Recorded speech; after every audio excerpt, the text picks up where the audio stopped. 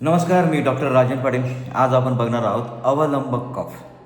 अवलंबक कफ हे छाती, हृदय, फुफ्फुस या ठिकाणी असतं. त्याचं वास्तव्य आहे आणि छाती, हृदय, फुफ्फुस या ठिकाणी त्याचं प्रमुख कार्य पण आहे.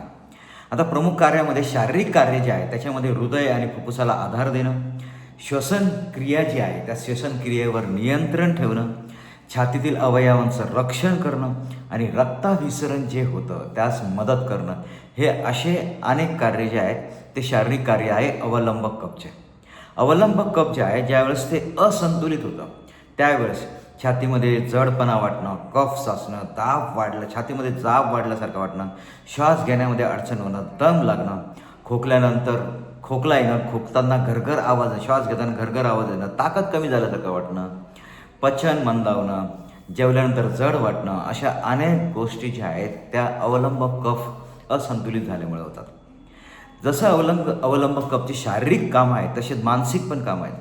मानसिक कामामध्ये सगळ्यात महत्त्वाचं जर कार्य कुठलं असेल तर आत्मविश्वास. अवलंबक कफ जे आहे ते आत्मविश्वास निर्माण करायचं काम करतं, भावनांना स्थिरता देण्याचं काम करतं. पण ज्यावेळेस अवलंबक कफ अस्थिर होतं त्यावेळेस कामामध्ये मन न लागणं, कामचा बोधरेशन येणं, उदासीनता वाटणं, हेच नाही तर जीवनामध्ये जे पण बदल होतात, चेंज होतात, त्या चेंज जो आहे तो आपण लवकर ॲक्सेप्ट करत नाही. ॲक्सेप्ट न करणं हे पण अवलंबक कफ जे आहे असंतुलित झाल्यामुळे होतं.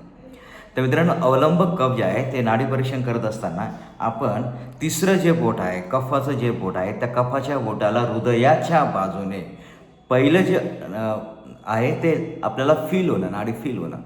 पण दुसरं जे आहे ते नाडी लागणं. नाडी लागणं हे दुसरं ठिकाण आहे.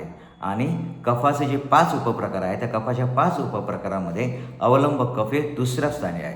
म्हणजे कफाच्या बोटाला नाडी लागणं हृदयाच्या बाजूने, त्यावेळेस आपण असं म्हणू शकतो की अवलंबक कफमध्ये समस्या आहे. मग समस्या आल्यावर काय केलं पाहिजे? तर समस्या आल्यावर सगळ्यात पहिले छाती जी आहे ती साफ होणं जे आहे ते गरजेचं आहे. मग पंचकर्मामध्ये आपण वमन कर्म जे आहे ते या गोष्टीसाठी खूप छान काम करतं. औषधांमध्ये लवंगादी वटी जी आहे ती छातीमध्ये जे कफ साचलेला आहे तो संतुलित करायचं काम जे आहे ते करत असतं. आलं आणि मध हे ज्या 2 गोष्टी आहेत, ह्या 2 गोष्टी अवलंबक कफ मेंटेन करण्यासाठी खूप चांगलं आहे. या दोघांना एकत्र करून आपण घेतलं पाहिजे.